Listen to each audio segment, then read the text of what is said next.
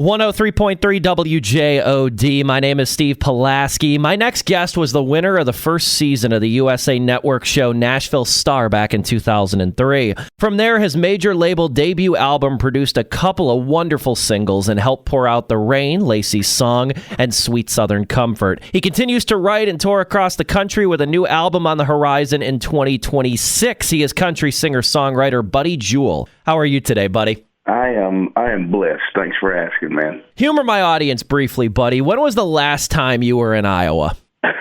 Oh, wow. I came up there and did a show at some big festival or whatever with, I think the headliner was a fellow from Iowa. It was like a Garth tribute show, and I opened for them. But it's been several years. I was going to say, any lasting memories of the Hawkeye State at all? I just remember it was a heck of a long drive from Nashville to get there. That's about it. Take me back, buddy. You're competing on the first season of Nashville Star. The show is brand new, and week after week, you're crushing it. Walk me through what that was like. Well, for your audience, it was like the precursor to The Voice, essentially. And it was a live show. Every Saturday night they voted somebody off, and the audience saw it happen live. So you were watching it, in real time. So I thought I was going to be voted off every Saturday night. And, praise God, he saw fit to let me stay on there long enough to win it. But it was scary. It was very rewarding. I had a great time on the show, made friends. Just about all of us on the show got along really well, liked each other, which is not what the TV crew wanted. They wanted us to fight, and be like Big Brother or whatever. But we had a lot of sympathy for each other because we'd all been trying really hard for various lengths of time to get a deal and make it. So it was a lot of fun, and I'd do it all over again. Were they trying to manufacture a little infighting between you guys, but you all of you were just unbelievably empathetic to one another? Well, I'll have to say they really didn't. The producers really didn't push us to do that. There was one show where I kind of had words with one of the girls on the show, and after I did, I thought, oh my gosh, they're gonna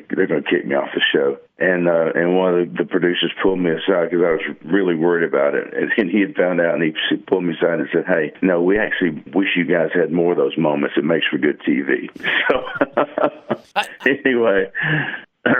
I can imagine, though, too, that, you're on a show like that and you're competing and such. And it's not like American Idol where it's like the sixth season and there's a formula and you've watched the seasons and this is a brand new show. So you are learning how it goes. And so are the people behind it sort of learning how it works and how they want it to go off. And then you're also competing. You're competing for a prize. You're competing to really jumpstart your career. How do you balance that? That's a lot to contain, I would think. Well, they were flying by the seat of their pants. We were all sequestered in this big house down on Music Row in Nashville, and you might be in the middle of cooking a meal because they want food and all that good stuff. And you might be in the middle of cooking a meal, and they say, okay, let's go. We're going to go film, with such and such. And so you just have to turn the stove off and slide the stuff out of the way and get back to it later if you get lucky.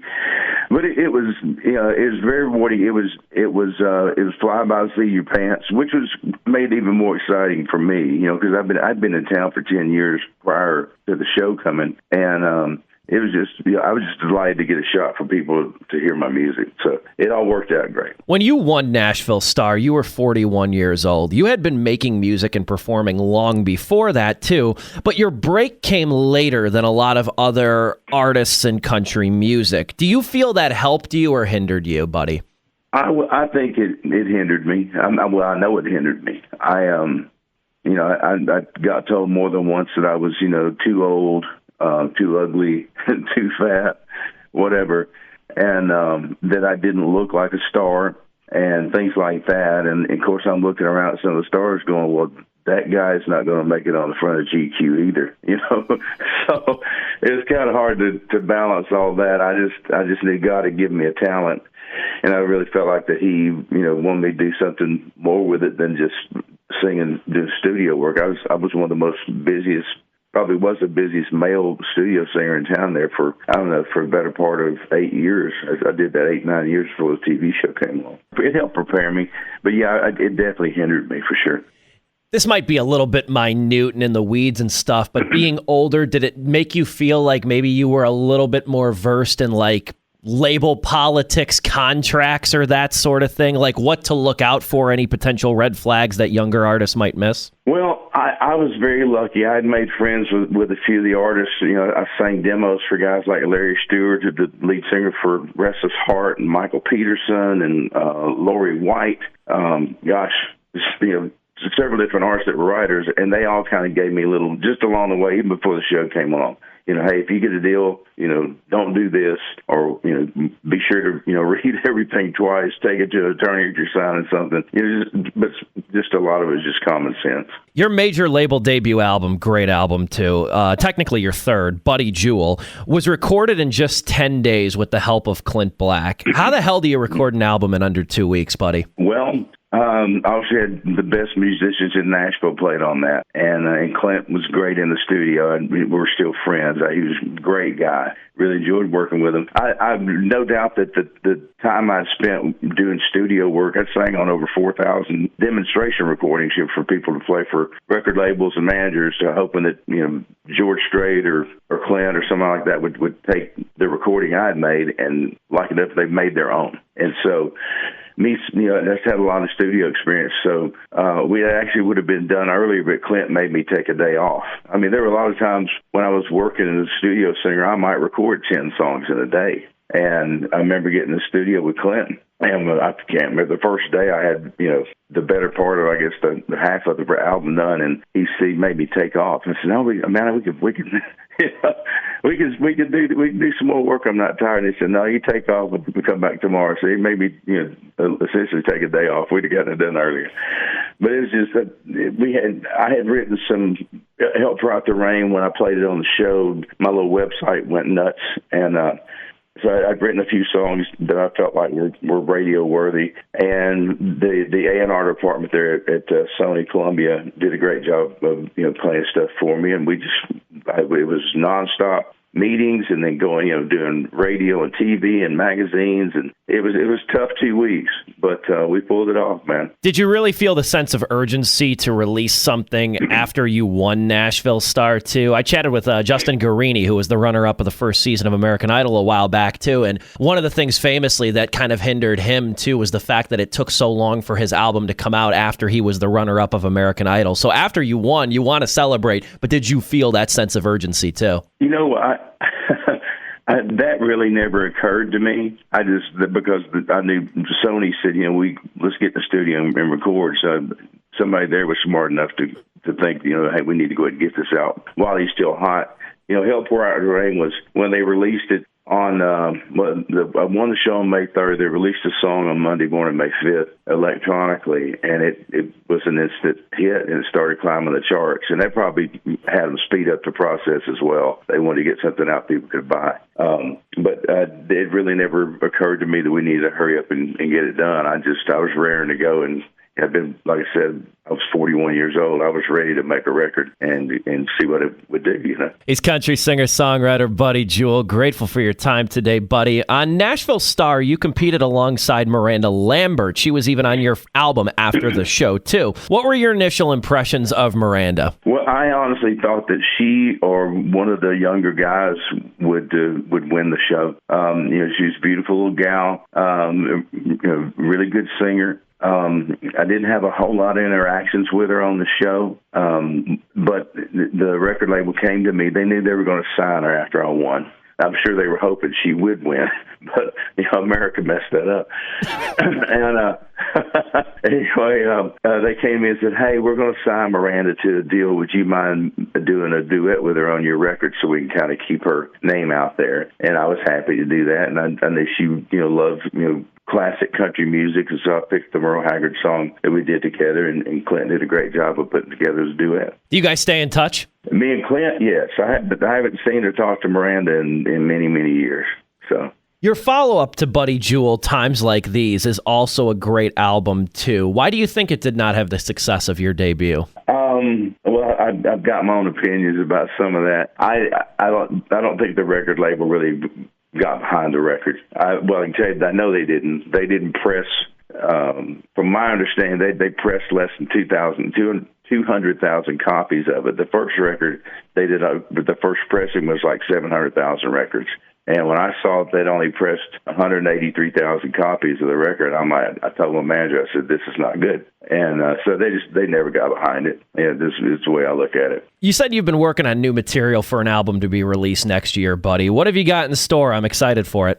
You know, I've been really blessed. I've written some. Of course, my last album came out in 2020, so I'm due. You know, I've had a few years to write and collect songs that other people have written. And but I'm really excited about a lot of the new stuff that I've written. It's I've lived a lot of life since 2003, and I try to pack all that and use those life experiences to write, and generally get to sit down with guys that know what they're doing, and just really excited about it. There's a couple things on it.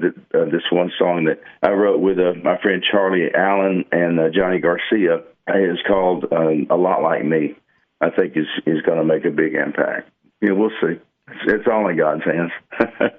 Where will people be able to find that album? Is it going to be on streaming platforms and such like that? Yeah, it'll be there, and then you can get a physical copy, going to my website, buddydjewell.com. You got to put 2 L's on Jewel, or you won't find me.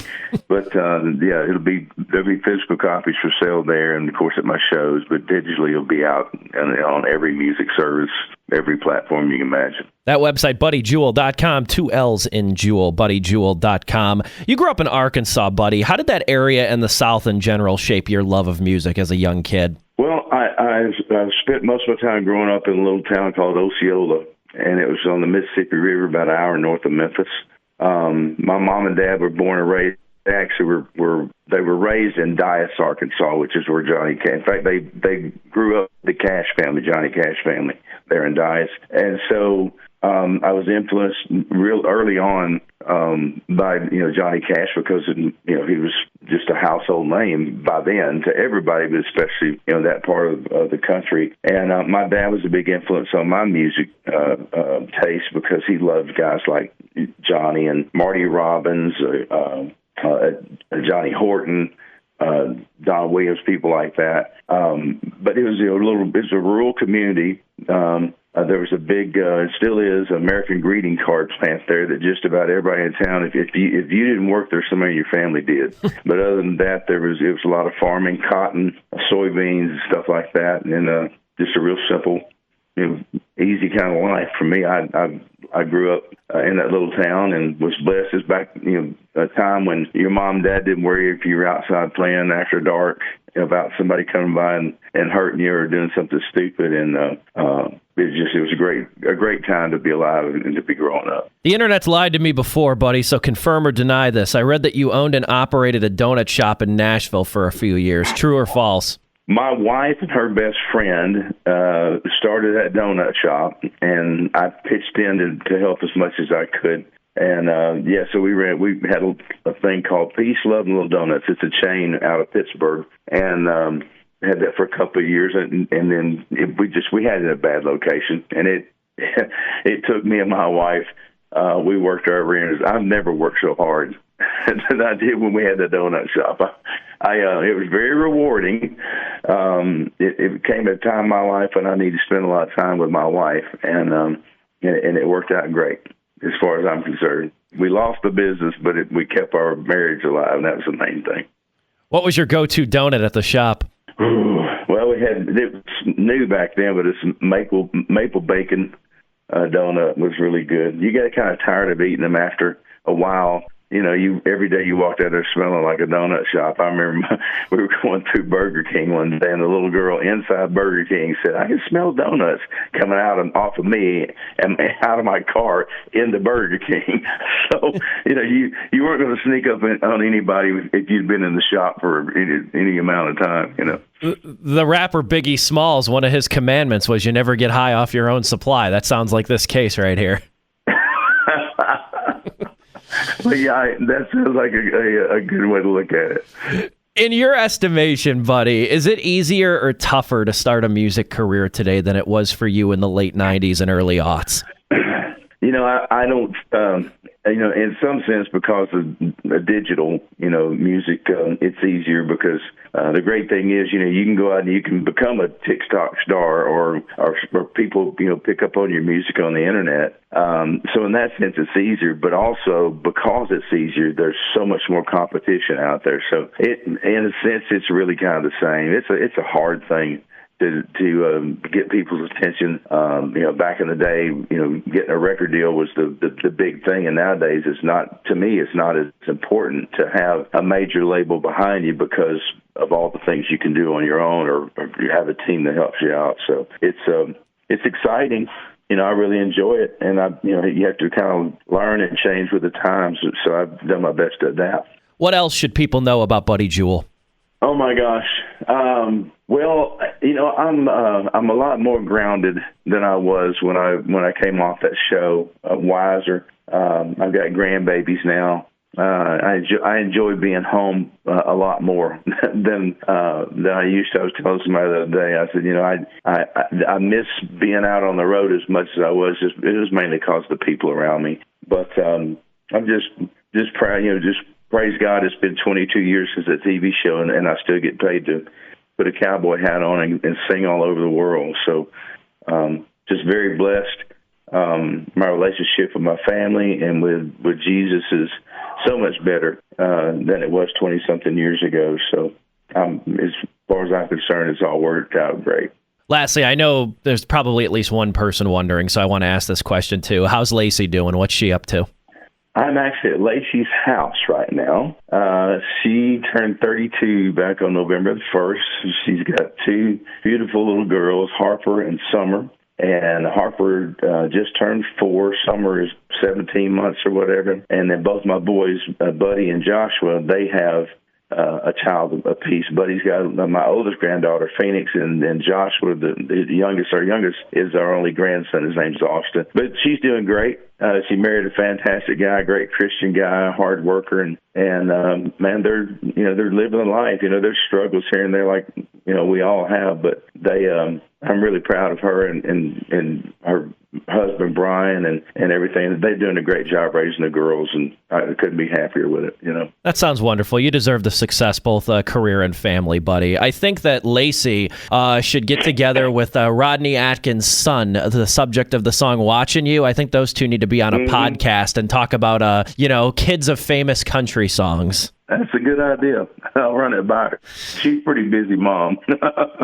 That I can't imagine, just like her dad. He is Buddy Jewell, country singer, songwriter. Buddy, I truly appreciate your time today. I want to give you the floor to promote your website, anything that you want to leave off on. I want to give you the final word, my friend. Yeah, sure. So if you want to know anything about me, go to buddyjewell.com. I also, every Tuesday night at 6 p.m. Central, I do a Facebook Live. Been doing it for 8 years. Come on, I sing, I talk to people, reading the comments and stuff like that. And, I may sing a classic country song. I may sing something I just wrote. It may be, 70s, pop music or Southern rock and roll. You never know what's going to come out. But I encourage people to go watch that on Tuesday nights and to follow me on Facebook and Instagram and the X. He is Buddy Jewell. That website again, buddyjewell.com, 2 L's in Jewell. Buddy, I greatly appreciate your time once again. I wish you nothing but continued success, and I will be listening, my friend. Hey, thanks for being a blessing to me today, Steve. I really appreciate it.